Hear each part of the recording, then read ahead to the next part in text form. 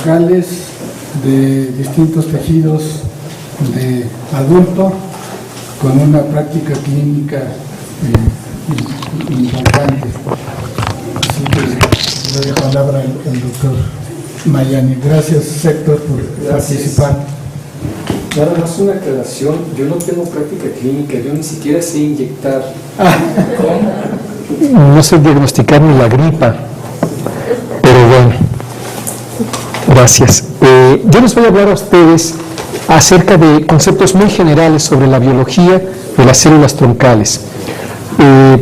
La idea pues es presentarles un panorama muy amplio, no voy a profundizar demasiado en ningún punto, tal vez mañana, si están interesados, podemos platicar un poquito más de eso. Después de mí viene el doctor Luis Covarrubias, quien también va a hablar de aspectos biológicos de las células troncales. Vamos entonces a empezar por definir en términos muy generales qué es una célula troncal. Una célula troncal es una célula indiferenciada, una célula por lo tanto inmadura, y que tiene dos propiedades desde el punto de vista funcional. La primera de ellas es que es capaz de autorreplicarse, es decir, que cuando se divide, por lo menos una de las dos células hijas es una célula, en términos prácticos, idéntica a la célula inicial. Y a esto entonces llamamos autorreplicación, la generación de nuevas células troncales. Y la segunda característica funcional de estas células es que son capaces de diferenciarse y dar origen a células maduras. Células maduras que pueden ser todas del mismo tipo, ahorita vamos a ver un ejemplo de ellas, o células maduras de diferentes tipos, de diferentes linajes. Algo muy importante es que entre la célula troncal y las células maduras hay poblaciones intermedias, y algunas de esas poblaciones les damos el nombre de células progenitoras. Muchas veces se toma como sinónimo célula troncal y célula progenitora. Desde el punto de vista biológico, desde el punto de vista de biología de las células troncales, la célula troncal y la célula progenitora no son sinónimos, no son equivalentes. La célula progenitora ya no es capaz de autorreplicarse, mientras que la célula troncal sí lo es. Ahora bien, a lo largo del desarrollo, y esto ya se ha platicado un poco en este simposio, existen diferentes tipos de células troncales. Las totipotenciales, en realidad es el cigoto y probablemente también las primeras células después de las primeras dos divisiones celulares. Las células pluripotenciales, que son aquellas contenidas en la masa celular interna del blastocisto, que también conocemos como células troncales embrionarias, y las células troncales multipotenciales. ¿Qué son las células troncales totipotenciales? Es la célula o las células que son capaces de dar origen al embrión y a todas las estructuras extraembrionarias.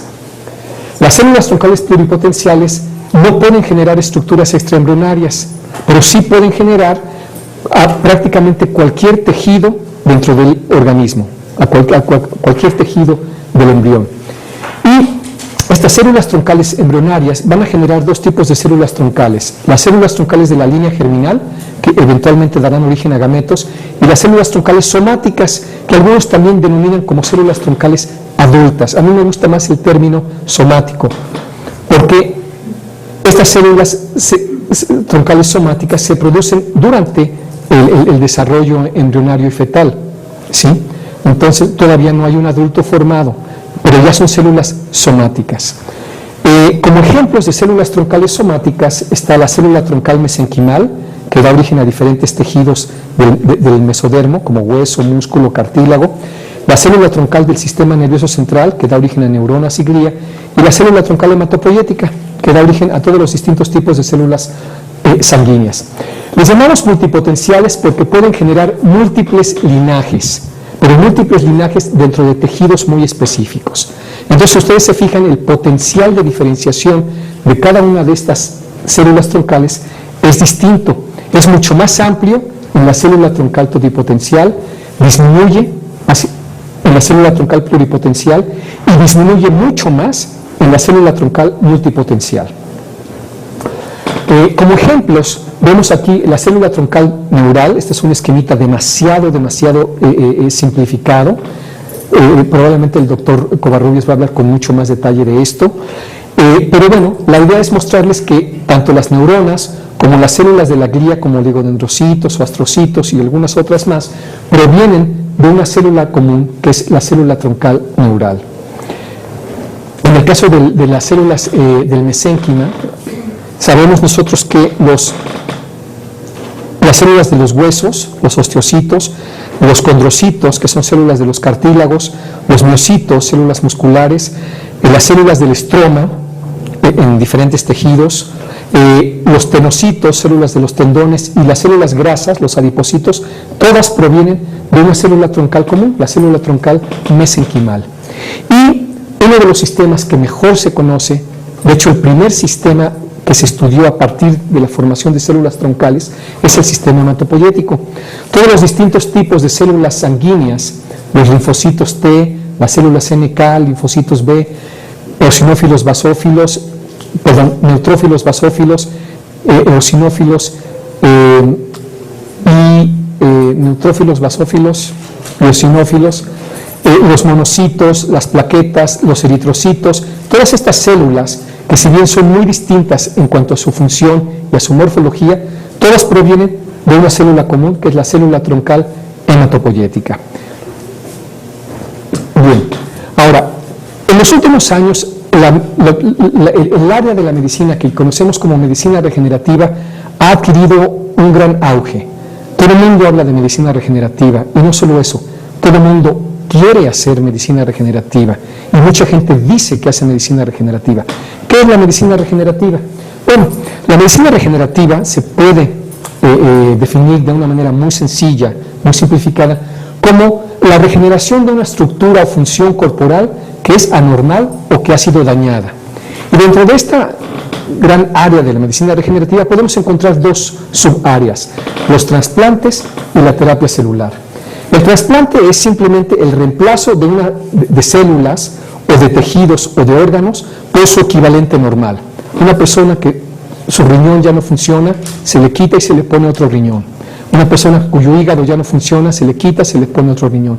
Una persona cuyo sistema hematopoyético no funciona bien, se elimina ese sistema hematopoyético y es reemplazado por otro sistema hematopoyético, un trasplante de médula ósea o trasplante hematopoyético. En el caso de la terapia celular, aquí ya el panorama es un poquito más complicado, porque en la terapia celular lo que se hace es que se introducen células que han sido previamente modificadas in vitro, o bien que van a ser modificadas una vez que ingresen al organismo. ¿Sí? La terapia celular puede llevarse a cabo empleando o bien células maduras o bien células troncales. Un ejemplo de terapia celular con células maduras es la inmunoterapia. El doctor Steve Rosenberg en el NIH en Estados Unidos tiene ya una larga trayectoria realizando inmunoterapia para pacientes con cáncer, y lo que hace es tomar linfocitos maduros y los entrena, vamos a llamarla así, para que se dirijan específicamente a reconocer antígenos de un tumor en especial. Y posteriormente esos linfocitos son inyectados en el tumor y el tumor desaparece. Eso está perfectamente comprobado y hay mucha literatura al respecto. Pero son células maduras, por lo tanto esa capacidad y ese periodo en el que se logra esa actividad terapéutica es restringido, porque las células maduras tienen periodos de vida restringidos. La gran ventaja de hacer terapia celular con células troncales es que como estas células pueden autorreplicarse, la idea es que el efecto terapéutico permanezca por mucho más tiempo. Y bueno, los efectos entonces son a largo plazo, empleando células troncales, son efectos prácticamente permanentes o idealmente permanentes. Ahorita voy a hablarles a ustedes acerca de la terapia celular empleando dos tipos de células troncales, las mesenquimales y las hematopoyéticas. Lo que les voy a presentar ahorita son terapias que ya existen en la actualidad, que ya se llevan a cabo, algunas con mucha frecuencia, otras no tanto, pero son ya realidad en el ámbito médico. Y vamos a empezar hablando un poquito con terapia celular a partir de células troncales mesenquimales. Estas que ustedes ven aquí son células troncales mesenquimales. Son células que se adhieren, toman una morfología como fibroblasto y empiezan a proliferar de una manera extraordinaria. Tienen una composición inmunofenotípica muy específica, ¿sí? se les puede identificar a partir de antígenos de membrana de una manera muy específica. Y ven ustedes que cuando se les permite proliferar en condiciones de cultivo adecuadas, llegan a producirse miles de millones a partir de unas cuantas células de estas, ¿sí? Estas células, las mesenquimales, troncales mesenquimales, existen en diferentes tejidos. Se pueden obtener de médula ósea, se pueden obtener de placenta, se pueden obtener del cordón umbilical, de la sangre del cordón umbilical. Entonces, es una distribución bastante amplia la que tienen estas células. Edwin Horwitz en Filadelfia es uno de los pioneros que ha trabajado mucho en la aplicación clínica de las células troncales mesenquimales y es una de las personas que más impulso le han dado. Fíjense que como ejemplo, y es un ejemplo realmente extraordinario, hay una enfermedad que probablemente algunos de ustedes conocen, sobre todo los pediatras, que se llama osteogénesis imperfecta. Hay un problema en la generación de hueso y las personas que padecen esta enfermedad, los niños que padecen esta enfermedad, son niños que no pueden llevar a cabo ningún tipo de movimiento. Son prácticamente, vaya, yo no tengo experiencia en esto, pero he visto películas médicas de estos niños y son niños que prácticamente están inmóviles. Bueno, y es por un problema en la producción de hueso, ¿sí?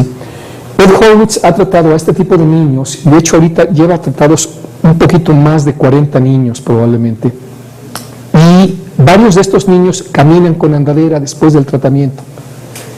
Entonces, lo que sucede es que estas células generan células de hueso y generan células musculares, y eso es lo que ha permitido tener un tratamiento para este tipo de enfermedad, con células troncales mesenquimales.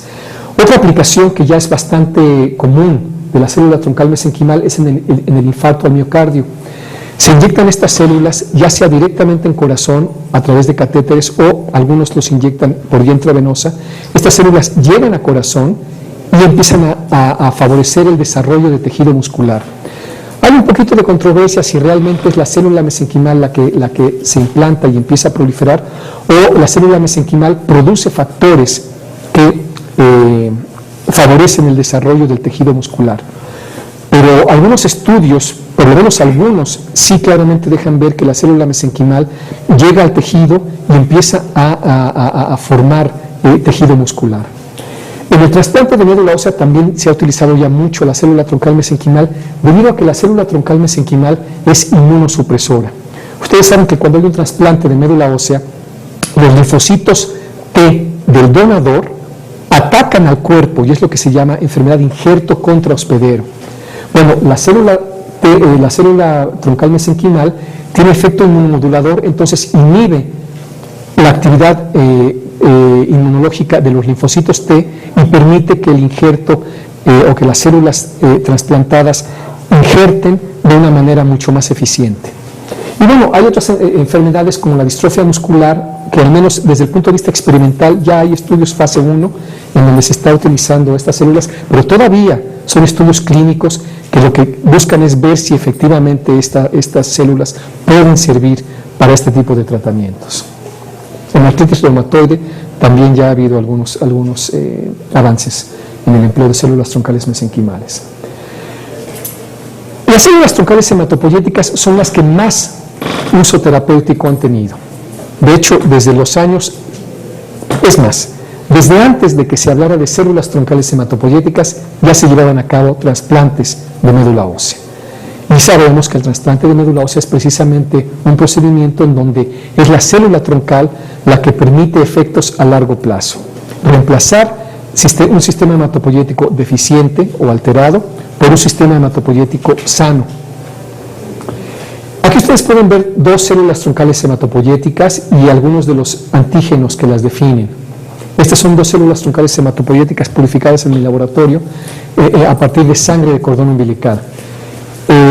La frecuencia de estas células es extremadamente baja. En médula ósea es una célula troncal hematopoyética por cada 60.000 células nucleadas. Y en sangre de cordón umbilical es 3 veces más alta la frecuencia, pero sigue siendo una frecuencia baja, una por cada 20.000 células nucleadas. Ahora, el trasplante de médula ósea o el trasplante hematopoyético, como yo les decía a ustedes, es un procedimiento que ya se ha hecho desde hace mucho tiempo. Solamente en 1970 se llevaron a cabo alrededor de 120 trasplantes. Y ven ustedes cómo en la actualidad el número de trasplantes se ha incrementado de una manera extraordinaria. El año pasado se llevaron a cabo alrededor de 62,000 trasplantes de médula ósea a nivel mundial. Y de hecho, en diciembre del año pasado, hace un mes, se llevó a cabo el trasplante número 1.000.000 a nivel mundial. Entonces, es un procedimiento bastante frecuente, ¿sí? Hay instituciones como el MD Anderson en Houston que llevan a cabo alrededor de 900 trasplantes en un año, o sea, 3 trasplantes al día en promedio, ¿sí? Ahora bien, ¿de qué manera podemos hablar de terapia celular en el trasplante hematopoyético? Fíjense que cuando se hace un trasplante hematopoyético utilizando médula ósea o sangre periférica movilizada de un adulto, ven que el tiempo en el que se logra un injerto es bastante corto, alrededor de 13-15 días para los granulocitos y entre 15 y 20 días para las plaquetas. Pero cuando se trasplanta sangre de cordón umbilical, que ahora es un procedimiento que se está haciendo cada vez con más frecuencia, ven ustedes que el tiempo para que se logre el injerto es mucho más largo, alrededor de 30 días, un poquito menos de 30 días para granulocitos y alrededor de 43 días para las plaquetas. Este periodo en el que tardan mucho más en injertar las células hematopoyéticas cuando se trasplanta sangre de cordón umbilical, lo que provoca es que haya una ventana muy grande en donde el paciente tiene niveles bajos de granulocitos, niveles bajos de plaquetas. Entonces, ¿qué sucede? Que es un periodo de mucho riesgo para el paciente. ¿Por qué? Porque tiene infecciones debido a la falta de granulocitos y puede tener hemorragias, sangrados debido a la falta de plaquetas. De hecho, es un periodo en donde una gran proporción de pacientes llega a morir. Entonces, la idea es cómo podemos incrementar el número de células cuando se trasplanta sangre de cordón umbilical. Y es que precisamente este periodo mucho más prolongado es debido al número reducido de células de sangre de cordón umbilical que se puede obtener a partir de una unidad. Por eso es que hace ratito en la plática de la doctora Medina se habló del cuestionamiento de si una sola unidad puede ser suficiente para trasplantar a una persona. Puede ser, pero puede no ser. Todo depende de cuántas células se logren obtener de esa unidad de sangre de cordón umbilical. Lo que sí está muy claro es que cuando se trasplanta médula ósea, el número de células que se inyectan al paciente por kilogramo de peso, vean ustedes, es entre 14 y 20 por 10 a la 7, o sea, entre 140 y 200 millones de células por kilo del paciente. Cuando se trasplanta sangre periférica movilizada, el número es todavía mayor, entre 170 y 250 millones. En cambio, cuando se trasplanta sangre de cordón umbilical, el número es muy bajito, apenas alrededor de 20 millones. Sí, es una décima parte de lo que se obtiene aquí, por ejemplo, o aquí. Entonces, ha habido grupos, el mío incluido en esa lista de grupos, que estamos tratando de expandir a estas células. Es decir, que a partir de poquitas células troncales logramos tener muchas células troncales. Voy a presentarles los datos más espectaculares que se han presentado hasta ahorita porque ya se llevaron a la clínica. Y son datos del Fred Hutchinson Cancer Center, el doctor Irving Bernstein y Colleen Delaney, su colaboradora, que ya han llevado la expansión de células troncales hematopoyéticas a la clínica con muy buenos resultados. ¿Qué es lo que ellos hicieron? Fíjense que en el nicho hematopoyético, en el microambiente hematopoyético, hay células estromales, células del estroma medular, que van a expresar diferentes tipos de moléculas en su superficie. Y la célula troncal hematopoyética va a expresar diferentes tipos de moléculas en su superficie. Hay un tipo de interacción que es la interacción Notch, delta o YAG, que es fundamental para que la célula troncal se autorreplique. Entonces, basados en ese principio, lo que Bernstein y Delaney hicieron fue tomar células troncales de la sangre de cordón umbilical, las cultivaron en presencia de delta 1. Delta 1 es el ligando de Notch. Entonces, al cultivar estas células en presencia de delta 1 durante 16 días y utilizando estas 4 citocinas, o 5 citocinas, lograron una expansión de 16 veces en el número de células troncales hematopoyéticas, una expansión de 164 veces en el número de células CD34 positivas y una expansión de 562 veces en el número de células totales.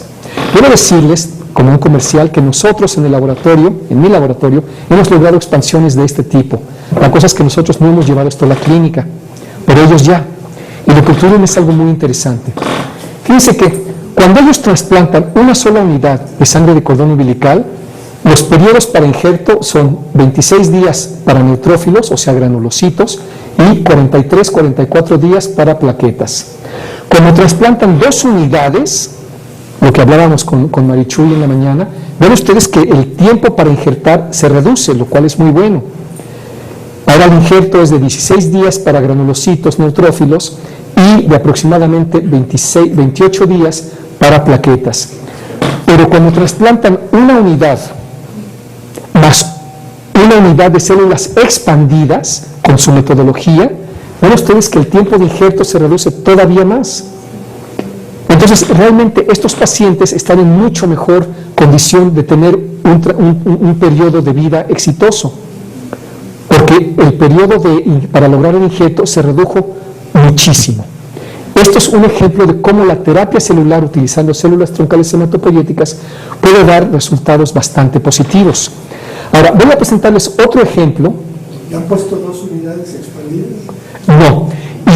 Y si quieren eso después lo discutimos. Es que si me pongo a hablar de eso me voy a tardar. Pero no han puesto todavía 2 expandidas, pero lo podemos platicar para explicar el por qué no se ha puesto 2 unidades expandidas. Idealmente sería, bueno, es decir, sería ideal lograr eso, pero no se ha hecho. Y hay una razón, pero me voy a tardar si empiezo a hablar de eso. Quiero presentarles otro ejemplo de medicina regenerativa o de terapia celular en este caso, que es bastante interesante. Esta doctora es Marina Cabazana Calvo y este es el doctor Alain Fischer. Son 2 investigadores franceses, trabajan en París. Y ellos son pediatras, ellos tratan a pacientes que tienen una enfermedad que se llama inmunodeficiencia severa combinada de tipo X1 o SCID. Esta enfermedad lo que sucede es que estos niños no producen linfocitos T y por lo tanto su sistema inmune es un sistema inmune totalmente deficiente. El linfocito T es como el director de la orquesta inmunológica. Entonces, estos niños no producen linfocitos T debido a que hay un gen, que es el gen gamma C, que está mutado. Y el gen gamma C es una de las subunidades del receptor para una molécula que se llama interleucina 2. La interleucina 2 es fundamental para la producción de linfocitos T. No hay interleucina 2, no hay linfocitos T. En estos pacientes sí hay interleucina 2, lo que no hay es el receptor. Entonces yo siempre pongo el ejemplo de, imagínense ustedes que a ustedes les cosen la boca, es imposible que coman, y los sientan frente a los llevan al restaurante de hoy en la noche, no me acuerdo cómo se llama, pero así los llevan al mejor restaurante, con los manjares más exquisitos. No sirve de nada, ustedes no pueden comer, ¿sí? Lo mismo pasa con estos pacientes. Tienen interleucina 2, pero no tienen el receptor. La interleucina 2 no puede entrar a la célula y llevar a cabo su efecto, que es proliferación y generación de linfocitos T. Entonces, lo que hicieron Marina Cabazana Calvo y Alain Fischer es algo muy interesante, que es una combinación de terapia celular y terapia génica.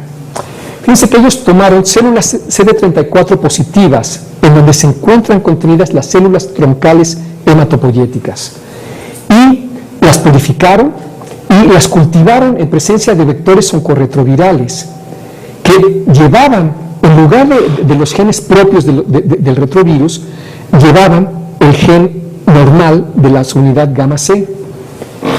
Las cultivaron durante 3 días en presencia de ciertas citocinas y matriz extracelular en un medio de cultivo específico, y después de estos 3 días ellos observaron que aproximadamente el 40% de las células habían sido transducidas, ¿sí? Tenían ya expresando el gen normal de la subunidad gamma C. Después llevaron a cabo un trasplante autólogo, es decir, las mismas células del paciente que fueron manipuladas, las introdujeron en el paciente. Ellos han hecho esto con 12 pacientes los 12 pacientes están curados, no tienen inmunodeficiencia severa combinada. Eso suena muy bien. El problema es que 3 de esos pacientes desarrollaron leucemia linfoblástica aguda. Y eso aparentemente sucedió porque la secuencia del gen, cuando fue insertada, se insertó en sitios que tienen que ver con genes que regulan la proliferación de estas células. Entonces, ya no tienen inmunodeficiencia severa combinada los 12 pacientes, pero 3 de ellos tienen leucemia linfoblástica aguda. De hecho, no estoy seguro si uno de ellos murió, de eso no estoy totalmente seguro. Pero bueno, entonces, esto lo que nos dice es que, bueno, todavía hay mucho camino por recorrer, todavía hay mucho que aprender para hacer de la medicina regenerativa, de la terapia celular, de la terapia génica, un procedimiento perfectamente safe, seguro. Pero bueno, al mismo tiempo deja ver que hay avances muy importantes. ¿Sí? Por lo menos hay 9 pacientes de los 12 que están bien, no tienen leucemia y ya tampoco tienen la enfermedad para la que originalmente fueron tratados. Ok, voy a hablar brevemente de algunas perspectivas que desde mi punto de vista son muy importantes y pueden ayudar en un futuro a expandir el panorama en cuanto a medicina regenerativa. Y voy a hablar de 2 aspectos de manera particular: las células troncales inducidas, células troncales pluripotenciales inducidas y de la plasticidad. Y voy a empezar por las células troncales pluripotenciales inducidas. Que la distinción va en el sentido de células no diferenciadas hacia células diferenciadas, ¿sí? En otras palabras, una célula troncal pluripotencial puede producir células troncales somáticas o multipotenciales y eventualmente células maduras. Pero la pregunta es si podemos ir en el sentido inverso. De manera natural, ¿sí? En la naturaleza aparentemente no vamos en el sentido inverso. Pero si podemos nosotros inducir a estas células a ir en el sentido inverso. Y esto lo demostró por primera vez un investigador japonés, Shinya Yamanaka. Lo que hizo fue tomar fibroblastos de ratón, que son fibroblastos, son células maduras, y les introdujo 4 genes. Los 4 son factores de transcripción, genes maestros que regulan la expresión de diferentes tipos de genes. Estos genes, bueno, aquí están los nombres de los 4 genes, y lo que él vio es que a partir de estos fibroblastos podía obtener células troncales pluripotenciales. Rudolf Jenisch en Boston después hizo algo parecido utilizando linfocitos y otros genes, 2 de ellos iguales, OCT4 y SOX2, dos de ellos distintos a los que Yamanaka había utilizado, pero eventualmente lo que obtuvo fue, en términos prácticos, lo mismo: la generación de células troncales pluripotenciales a partir de células maduras. Y a esto le llamamos reprogramación, genética. Ahora, ¿cuál es la implicación médica de esto? Bueno, tiene varias, pero una que creo que es muy evidente. Y no estoy diciendo que esto ya se va a hacer pronto, pero el potencial para llevarlo a cabo ahí está. Por supuesto, hace falta mucha investigación. Pero imagínense ustedes este panorama: un paciente que tiene una enfermedad producida por alteraciones en la célula X, y que de este paciente pudiéramos obtener linfocitos y a partir de estos linfocitos generar células troncales inducidas pluripotenciales, y a partir de estas células inducir la generación de la célula X, y luego esta célula X normal, funcional, introducirla en el paciente. O bien, si creemos que el trasplante autólogo no va a ser la respuesta, no va a ser lo ideal, se puede hacer de manera alogénica: obtener linfocitos de otro sujeto que sea lo más compatible posible con esta persona y llevar a cabo el mismo procedimiento, obtener la célula X e inyectarla en este paciente. Repito, no es que esto ya se esté haciendo, pero probablemente en un futuro este tipo de procedimientos se lleven a cabo en el escenario médico. Ahora, la plasticidad. Fíjense que también todos sabemos que en cuanto a células troncales somáticas, el potencial de una célula troncal somática en términos generales, está restringido al tejido al que esta célula pertenece. Una célula troncal neural, en términos generales, solo va a dar a linajes neurales. Una célula troncal mesenquimal a células mesenquimales y una célula troncal hematopoyética a células sanguíneas. Sin embargo, a finales de los 90, principios del siglo XXI, se publicaron varios artículos dejando ver la posibilidad de que células troncales de un tejido pudieran dar origen a células de otros tejidos distintos, ¿sí? Y a esto es a lo que conocemos como plasticidad celular, la capacidad biológica de células troncales de un tejido particular para dar origen a células de otros tejidos. Y hay varios ejemplos. Marcus Grompi, en Oregon, ha demostrado la generación de hepatocitos en ratones, de hepatocitos a partir de células troncales hematopoyéticas de la médula ósea de ratones, ¿sí? Otras personas han demostrado la generación de células de la glía a partir de células troncales de la médula ósea, esto también en ratones. El mecanismo realmente no se ha descifrado en detalle, pero se habla de la transdiferenciación, es decir, la generación de células de un tejido a partir de células de otro tejido totalmente distinto. Y esta transdiferenciación, algunos le llaman transdiferenciación indirecta, cuando existe una desdiferenciación y una rediferenciación, y les llaman transdiferenciación directa, cuando es directamente en un solo paso de una célula, por ejemplo, troncal hematopoyética a una célula troncal neural. Repito, todo esto todavía no se conoce con perfecto detalle, se está haciendo mucha investigación al respecto. De hecho, el tema de la plasticidad es un tema controvertido. Hay gente que no cree en la plasticidad y habla de otros mecanismos. Y hay evidencias para dudar de la plasticidad, pero también hay evidencias que demuestran que la plasticidad, al menos en ciertas condiciones, sí existe. Y probablemente uno de los mejores ejemplos es el estudio de Diane Krause y Saul Sharkis en Johns Hopkins, en Baltimore. Ellos lo que hicieron fue trasplantar una sola célula troncal hematopoyética de ratón en ratones que tenían lesiones en diferentes órganos, y lo que observaron es que a partir de esa célula troncal hematopoyética única vieron la generación de células en diferentes tejidos, por ejemplo, en esófago, en estómago, en intestinos y en piel y en pulmones a partir de esa célula troncal hematopoyética, ¿sí? Entonces, sigue siendo un tema para explorarse, sigue siendo un tema controvertido, pero la plasticidad pudiera en un futuro también ser un proceso biológico que pueda ser llevado transportado hacia la clínica. Bien, en cuanto a células troncales embrionarias, células troncales pluripotenciales, ya se han llevado a cabo estudios clínicos para utilizar a estas células en el tratamiento de algunas enfermedades o algunos padecimientos.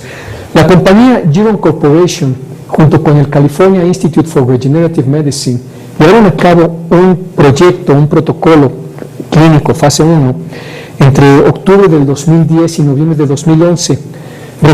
Su idea era reclutar 10 pacientes y entiendo que nada más reclutaron 4 pacientes.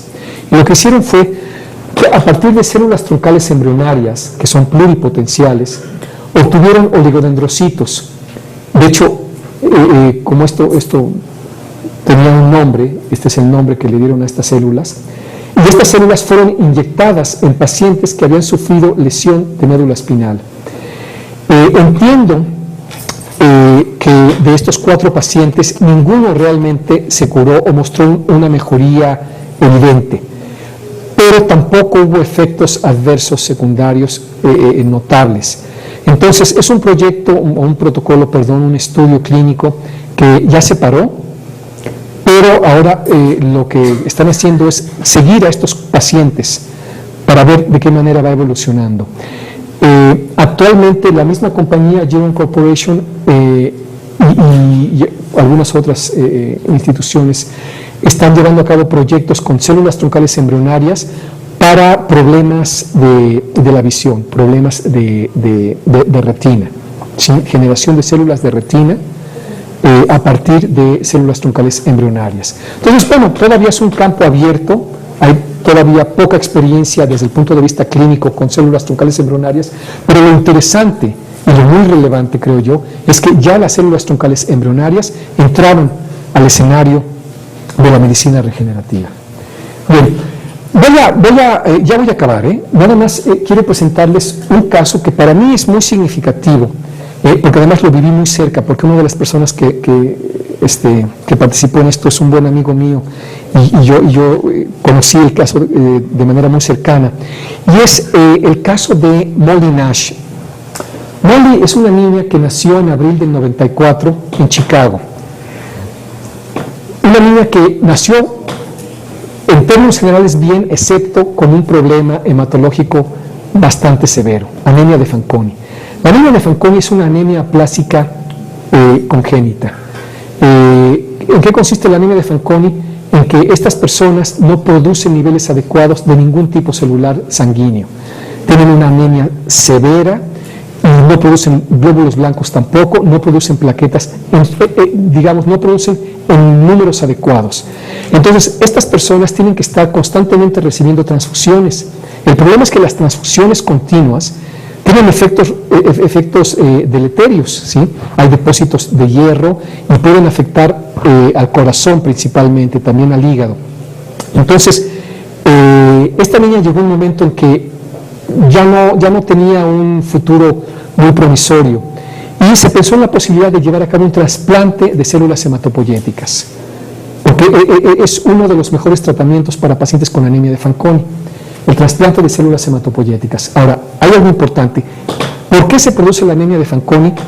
No se conoce con certeza, pero lo que sí se sabe es que hay una familia de genes que participan en la reparación del ADN. Son los genes FANC, F-A-N-C.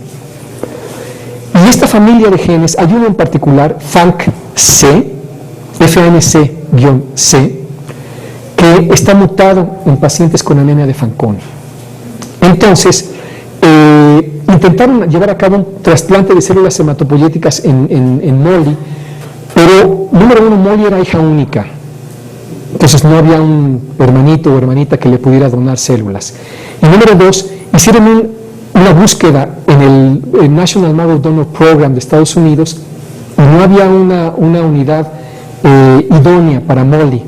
Entonces la mamá de Molly, Lisa Nash, tomó una decisión y le dijo a su esposo, Jack, vamos a tener otro hijo.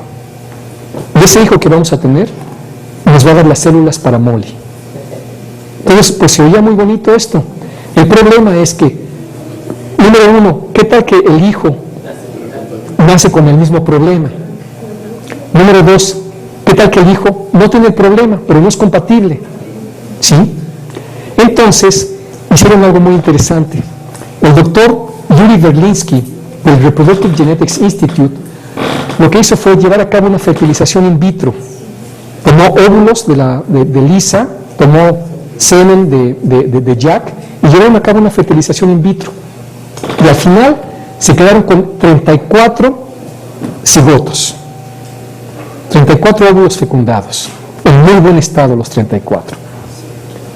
Perdón, 24 cigotos, perdón. Y de esos 24 cigotos los dejaron crecer hasta el estadio de mórula, o sea, 8 celulitas. Y de cada mórula tomaron una sola célula. Y a cada una de estas células, ahí está, la celulita separada de cada mórula, le hicieron lo que hoy en la mañana se mencionó, esta prueba, Pre-Implantation Genetic Diagnosis, PGD, para ver dos cosas.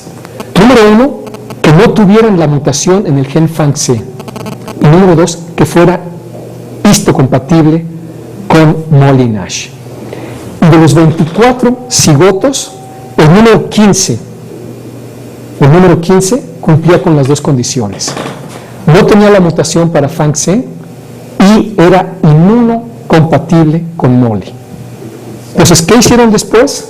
Tomaron lo que quedaba de la morulita, o sea, 7 celulitas, una morulita de 7 células, y la implantaron en la mamá, en Lisa Nash.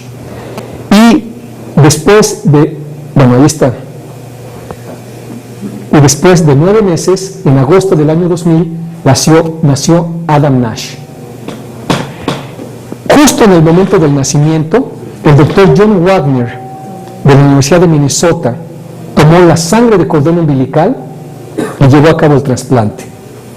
Y justo en agosto del año 2003, ahí pueden ver ustedes Adam Nash, Molly Nash, John Wagner, Molly Nash. En agosto de 2003, Molly Nash fue dada de alta. Tiene un sistema hematopoyético perfectamente normal y la niña lleva a cabo una vida totalmente normal. ¿Sí? Entonces quise presentarles este ejemplo de cómo la manipulación de cigotos llevada a cabo de una manera responsable, apoyada en aspectos científicos, puede dar como resultado este tipo de situaciones. Es algo anecdótico, estoy de acuerdo, pero muy significativo desde mi punto de vista en cuanto al potencial que tiene la investigación con células troncales, tanto en este caso multipotenciales, pues como el cigoto, como células troncales multipotenciales como las de la sangre del cordón umbilical. Bien, acabo en un minuto. El número de células troncales que conocemos nosotros y que hemos caracterizado se ha incrementado de una manera extraordinaria. A finales de los años, en los años 60 solo se conocía un tipo de célula troncal, la célula troncal hematopoyética. Hoy en día ustedes pueden ver que hay 20 o más tipos que ya se han caracterizado muy bien. Se piensa que puede haber una célula troncal en cada tejido del organismo. ¿Sí? Entonces, lo que quiero decir con esto es que hay muchos tipos de células troncales en los diferentes tejidos. Y algunos de ellos, bueno, como las IPS, bueno, son células troncales fabricadas, pero finalmente son células que pueden llegar a tener un papel en la medicina regenerativa. La medicina regenerativa ha generado grandes expectativas, pero tenemos que ser muy cautelosos. No son la panacea, no son la respuesta a todos los problemas, ¿sí? Tenemos que ser muy cautelosos. El potencial existe, pero tenemos que ser responsables y cautelosos. Y evidentemente, pues también hay una gran controversia en torno a cuáles son las mejores células troncales para utilizar en la clínica, ¿sí?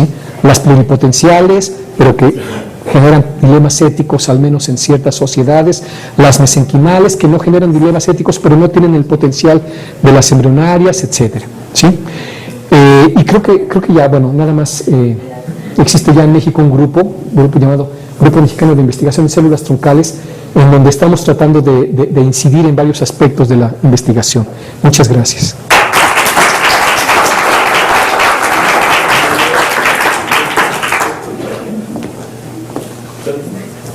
¿Quisiera alguien hacer algún comentario o pregunta? Piense que este último caso anecdótico, yo creo que aunque sea anecdótico, es un caso real que presenta varios problemas éticos, ¿no? Que mucha gente objetaría todo lo que se hizo para realizar, seleccionar células, el dejar módulas a la mitad, o bueno, no a la mitad, pero en parte, y desde la decisión de tener un hijo para resolver el problema del otro. Sí. De hecho hay una película, perdón Ricardo, hay una película que se llama... De hecho hay una novela de Jodi Picoult, My Savior Sibling, que es de donde se basa la película, y la novela es mucho más completa que la película. Sí, porque de hecho la película y creo que la novela no presentan la historia real, porque hablan de leucemia, y el caso real es anemia de Fanconi, pero bueno. Y lo llevan más al extremo, ¿no?, que el caso real, porque ahí te estoy diciendo cómo ya ella se pudo curar en corto tiempo y ya lo llevan como un caso que tendría que ser permanente, la dependencia de la terapia de otro órgano o de otro tejido, ¿no? Bueno, Francisco, felicitarte por la presentación. Gracias. Sí. Yo creo que diste el clavo en más de un aspecto. Pero lo interesante aquí otra vez es, aunque es un caso anecdótico, la parte de reflexión que yo veo es, vamos a tener otro hijo para salvar a la primera. Si esa mórula no hubieras servido, no hay salvación. Los tiran a todos. Y entonces ahorita, digo, es un cuento hermosísimo con final feliz. Pero la pregunta tiene que ver con estas quimeras que vimos hace rato, a donde no se le está excluyendo. Ese niño debe ser muy querido y debe ser felicísimo, en sentido así, pero se programó, o sea, de una manera espeluznante desde mi punto de vista. Qué bueno que se puede, pero decir, tengamos a otro hijo para salvar a la hija. Entonces yo creo que la reflexión, digo, no, la dejo abierta porque no quiero tener ninguna postura, por supuesto, pero hay detrás de todo esto, si hay alguien que está a favor justamente de todo esto, soy yo, pero en el fondo hay un pragmatismo brutal, digamos.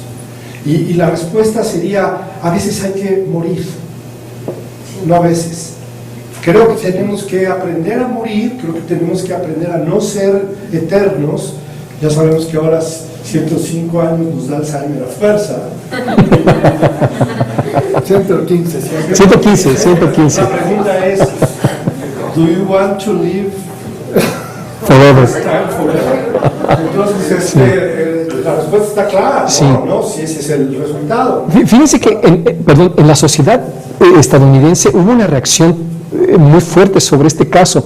John Wagner, el médico que llevó a cabo el trasplante de sangre de cordón umbilical, es buen amigo mío. Y él me platicaba que recibió amenazas y que llegaron a apedrear su casa. Claro, no sabía quién. De repente estaban cenando y nada más sentían que se rompía la ventana, salían y ya se había ido la persona, pero fue muy fuerte, pues, porque una gran parte de la sociedad piensa que fue hacer algo en contra de Dios y en contra de la moral y en contra de muchas cosas, ¿no? Entonces, en realidad es eso, es pensar otra vez en el retroproceso. Es decir, la pregunta, y vuelve a ser un poco válida, es ¿qué pasa si no avientan la bomba atómica en Hiroshima? ¿Alguien más quiere comentar, preguntar? Sí, Anya. Thank you. Thank you for the wonderful presentation. My question is about the importance of the site of transplantation or injection, and so I wonder whether you could comment on the relation between the site of injection of stem cells or transplantation of stem cells and the outcome for a therapy. For example, if we inject neural stem cells into a bloodstream, they may change into immune cells. In my science, you can correct me on the science. So I'm interested in that idea of migration into the site of injury. okay. It all depends on the type of stem cell you're talking about. If you're talking about hematopoietic stem cells, they are wonderful because you put them in the bloodstream and they know their way into the bone marrow. They can recognize the specific site in which they have to go inside the bone and colonize the bone marrow and start to divide, proliferate, and expand. But I don't know about other cells. Luis is here. If you inject neural stem cells in the bloodstream, where will they go? They will not go anywhere, but there is some data that tumor gliomas can find the way to the brain. But there is some kind of... So there is also a homing. Yeah, but I think it's still a field that needs to be studied more. Okay. What I'm trying to emphasize is in relation to the treatments that are offered. So, for example, a treatment that is quite often offered for everything is an injection of mesenchymal stem cells, and I just wanted you, as authorities, to make it clear. Yes. In the case of mesenchymal stem cells, I know that, for instance, when they try to treat blood stroke, heart attacks. Some people inject them in the bloodstream and they reach the heart, the cardiac muscle.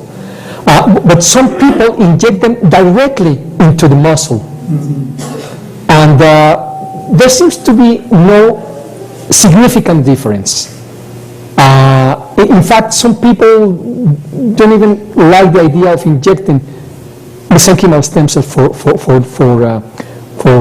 cardiac infarction. And for neurological disorders, so I suppose that because of blood barrier, those kind of approaches wouldn't be feasible. I'm not sure. I'm going to talk a bit about that. Okay, he's gonna talk about it. Una pregunta, como siempre, muchísimas gracias, Héctor, sigo aprendiendo y es Gracias. una presentación magnífica de la ciencia y esa es mi preocupación algunas veces, ¿no? Parte de lo que también comparto con Aña. Dijiste dentro de tu presentación, esta ciencia básica la sabemos desde el kinder, de cómo una célula se va diferenciando, y creo que tú como científico, yo creo que no todos sabemos esa ciencia básica. Y la preocupación de Aña y de muchas otras personas como yo es qué está pasando cuando nos inyectan este tipo de células, cómo se van a comportar, qué van a hacer. Pero tú como científico, como investigador de ciencia básica, ¿cómo haces que esto que tú sabes se conecte con la sociedad? Con lo que a lo mejor pensamos que sabemos desde kinder, pero no lo sabemos. ¿Cómo permitir que la misma sociedad sea empática? Sí. Ayer el doctor Luis Covarrubias mencionó algo durante la presentación de la doctora Chang, y que es la educación, ¿no? Yo creo que esa es un área en donde estamos quedando a deber mucho. Hace falta educar a la sociedad, concientizar a la sociedad, y a todos los niveles, ¿no? Al ama de casa que escucha en el radio que hay cremas con células troncales, como al niño que está empezando a entender la biología. Pues sí, yo creo que ahí hay mucho que hacer, educar. Pues muchas gracias, Héctor. Muchas gracias.